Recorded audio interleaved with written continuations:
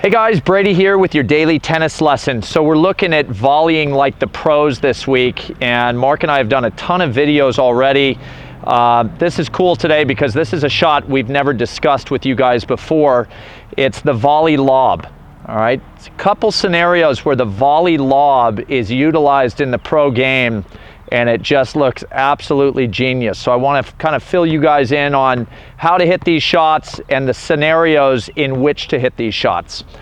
All right, the first being a situation where I'm at net already and I've given my opponent probably a ball that's soft and short, and they're gonna give me a reply that's not coming very fast at me. All right, so if I'm at the net ready to volley, they're up, they've maybe just picked up a drop shot, for example.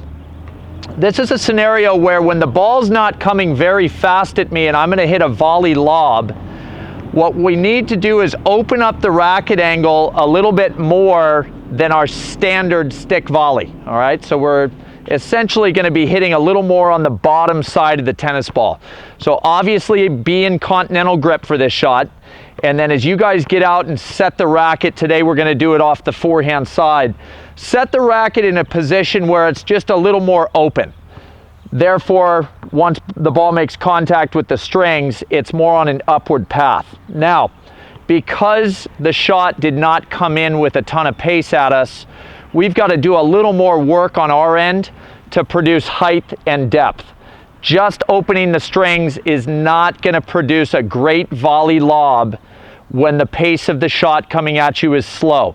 So after we've done that, what I want to see you guys do is get the racket and get the arm extending on the path that the ball is on. And obviously we want to see a volley lob move pretty vertically into the air.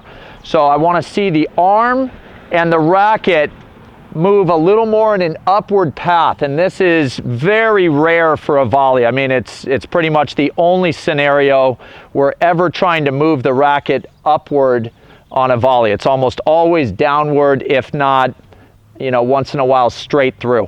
All right, so let's take a look at this shot. This is the volley lob where the pace of the shot coming at me is relatively slow. All right. Pretty good shot right there. One more time, Mark. All right, you guys can see that racket's getting just above head height for me.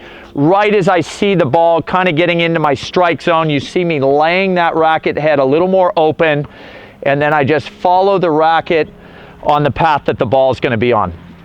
All three of those pretty quality shots. And again, we're preying on the idea, you guys, that the opponent was pretty tight to the net.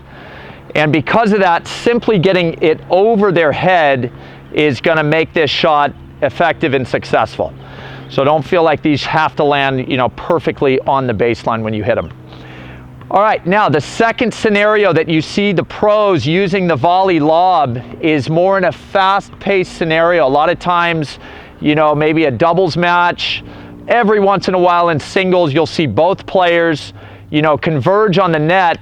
And more often than not, you see great reflex volley rallies. Pop, pop, pop, the ball's back and forth off the racket. This shot is way more of a reaction volley. It's simply, I'm going to open up the strings similar to the first one, but the pace of the shot coming into the racket is what's going to give it my height and my depth. I do not need to do a lot of work in terms of lifting the racket or lifting the arm through this shot, but I do need to get it more open so that it produces a more upward volley. All right, so Mark's going to feed a couple in here pretty quick. Look for the simplicity in this shot.